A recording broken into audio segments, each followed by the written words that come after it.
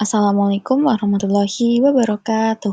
Halo semuanya, perkenalkan nama saya Nisrina Nurnabila dan hari ini saya akan menjelaskan materi tentang pembelajaran kognitif.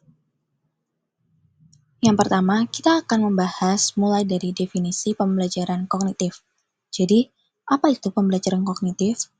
Pembelajaran kognitif adalah proses belajar yang melibatkan aktivitas mental internal seperti berpikir, mengingat, memahami, dan memecahkan masalah.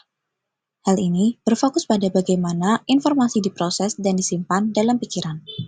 Pembelajaran kognitif bukan hanya tentang apa yang dipelajari, namun bagaimana informasi itu diperoleh, diproses, dan juga digunakan. Pada pembelajaran kognitif, peserta didik dipandang sebagai pemroses informasi aktif, bukan hanya sebagai penerima pasif. Selanjutnya yaitu prinsip-prinsip dasar dalam pembelajaran kognitif. Yang pertama ada peran skema. Skema atau struktur mental yang mengatur pengetahuan. Belajar seringkali melibatkan penyesuaian atau pembentukan skema baru, bukan? Prinsip dasar berikutnya yaitu pentingnya pengalaman sebelumnya. Proses belajar tentunya membutuhkan pengalaman sebelumnya. Pengetahuan baru dibangun di atas pengetahuan yang sudah ada. Prinsip berikutnya yaitu pengolahan informasi aktif. Belajar efektif terjadi ketika peserta didik secara aktif mengorganisir, menghubungkan, dan juga merefleksikan informasi. Prinsip berikutnya yaitu peran memori. Memori jangka pendek dan jangka panjang memainkan peran krusial dalam menyimpan dan mengambil informasi. Selanjutnya yaitu metakognisi, merupakan kesadaran dan kontrol atas proses berpikir sendiri, kemampuan untuk merencanakan, memantau, dan mengevaluasi pembelajaran. Selanjutnya, kita akan membahas teori utama dalam pembelajaran kognitif. Dalam teori ini, terdapat salah satu teori yang diambil dari seorang tokoh terkenal, yaitu Jean Piaget. Teori ini berfokus pada bagaimana anak-anak membangun pemahaman mereka tentang dunia melalui interaksi dengan lingkungan. Pada teori ini, anak-anak bukanlah penerima informasi pasif, melainkan ilmuwan kecil yang secara aktif mengeksplorasi dan bereksperimen. Berikutnya, terdapat konsep penting dalam teori Piaget. Yang pertama ada skema, atau struktur mental maupun kerangka kerja yang kita gunakan untuk mengorganisir dan menginterpretasi informasi. Bisa dibilang, skema ini merupakan folder pengetahuan di otak kita. Contoh dari skema ini adalah ada seorang anak yang memiliki skema untuk hewan anjing, mulai dari ciri-cirinya seperti berbulu, berkaki empat, dan juga menggonggong. Konsep penting berikutnya yaitu asimilasi, merupakan proses menggabungkan informasi atau pengalaman baru ke dalam skema yang sudah ada. Misalnya, terdapat seorang anak yang melihat seekor kucing dan menganggapnya sebagai anjing kecil karena cocok dengan skema anjing yang sebelumnya dia anggap berbulu dan juga berkaki empat. Konsep penting berikutnya yaitu akomodasi, merupakan proses memodifikasi atau membuat skema baru ketika informasi atau pengalaman baru tidak cocok dengan skema yang sudah ada. Dan konsep penting berikutnya yaitu ekuilibrasi, merupakan dorongan bawaan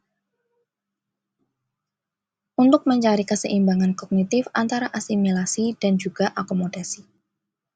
Berikutnya yaitu tahapan perkembangan kognitif menurut Piaget. Ada 4 tahap. Yang pertama, tahap sensori motor yang terjadi pada saat usia 0-2 tahun.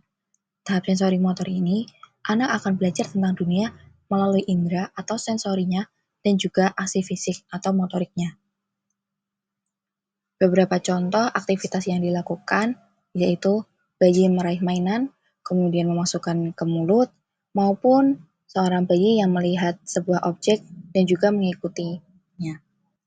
Tahap berikutnya yaitu tahap praoperasional yang terjadi saat usia 2-7 tahun. Pada tahap ini, anak-anak akan mulai menggunakan simbol atau kata-kata, gambar untuk mempresentasikan objek dan ide. Kemudian, mereka juga memiliki pemikiran animisme dan juga sentrasi atau fokus pada satu aspek objek saja. Tahap berikutnya yaitu tahap operasional konkret yang terjadi pada usia 7-11 tahun. Pada tahap ini, anak-anak akan mulai berpikir secara logis tentang peristiwa konkret atau yang bisa dilihat secara langsung.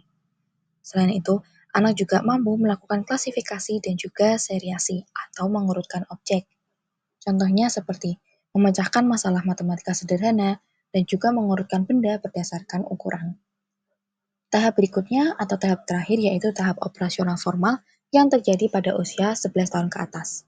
Pada usia ini, seseorang mampu berpikir secara abstrak dan juga hipotesis.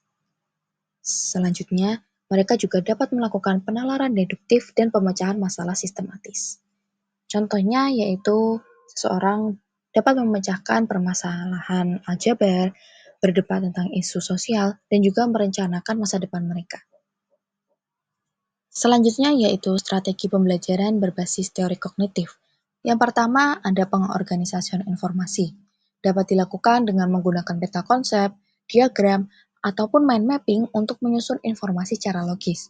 Selanjutnya juga dapat dilakukan dengan mengelompokkan informasi untuk memudahkan ingatan. Berikutnya yaitu ada elaborasi, yang dapat dilakukan dengan menghubungkan informasi baru dengan pengetahuan yang sudah ada dan juga dapat membuat analogi, contoh nyata, dan juga cerita pribadi. Strategi berikutnya yaitu pengulangan dan latihan, di mana dapat dilakukan dengan mengulang informasi secara berkala atau spaced repetition, dan juga latihan soal serta pemecahan masalah.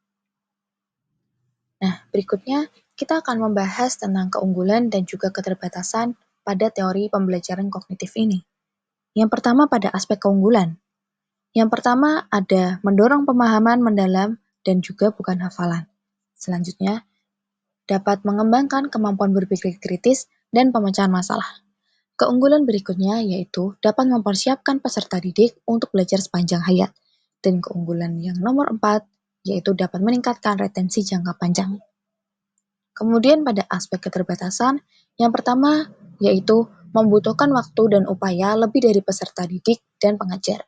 Kemudian sulit diterapkan pada kelompok besar tanpa diferensiasi. Berikutnya yaitu evaluasi bisa lebih kompleks karena fokus pada proses internal.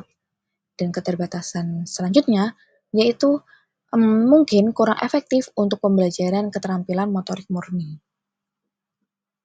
Pada akhirnya, kesimpulan dari teori pembelajaran kognitif ini, kita harus memahami cara kerja pikiran dalam belajar. Pembelajaran kognitif adalah proses aktif di mana pikiran memproses informasi. Dari teori Piaget sendiri menjelaskan bagaimana kita membangun pengetahuan melalui skema, asimilasi, dan juga akomodasi. Pendekatan ini juga fokus pada pemahaman mendalam dan pengembangan pemikiran kritis. Dengan demikian, pembelajaran kognitif membekali kita untuk belajar secara efektif sepanjang hayat.